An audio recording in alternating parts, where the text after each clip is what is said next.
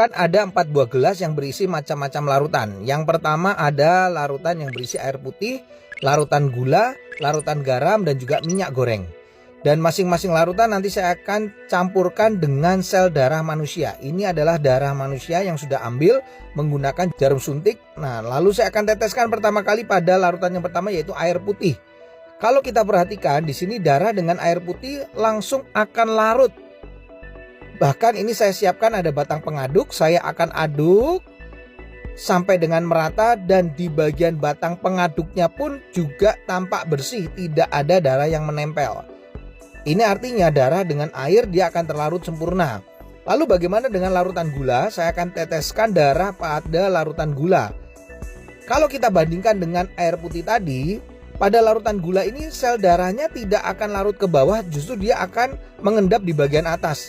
Dan akan saya gunakan batang pengaduk. Nah, Anda bisa lihat ini beda sekali. Sel darahnya justru menempel pada batang pengaduk. Ini kenapa?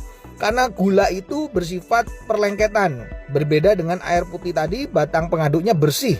Makanya orang kalau kena diabetes, terjadi perlengketan pada darahnya, mengalami rasa haus, kemudian sering buang air kecil, dan akhirnya suka ngemil. Nah, bagaimana dengan orang yang hipertensi? Ini adalah larutan garam. Ini darahnya saya akan teteskan pada larutan garam. Lalu saya akan juga sama masukkan batang pengaduk.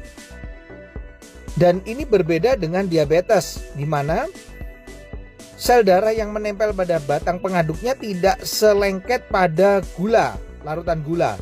Tapi yang membedakan pada orang darah tinggi atau hipertensi yang terlalu sering makan asin-asin, ini kelihatan sel darah merahnya akan terurai, dia akan rusak, dia akan pecah. Makanya orang darah tinggi bisa mengalami pecah pembuluh darah. Yang terakhir saya akan teteskan darah ini di dalam minyak goreng.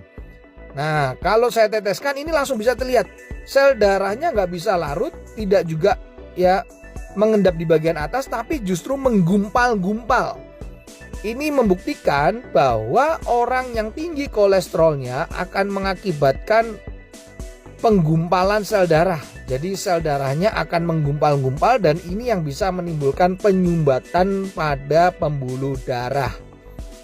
Ini adalah percobaan sederhana yang saya lakukan dengan menggunakan 4 macam larutan yang berbeda. Semoga percobaan ini bisa menjadi inspirasi untuk kita agar tetap sehat.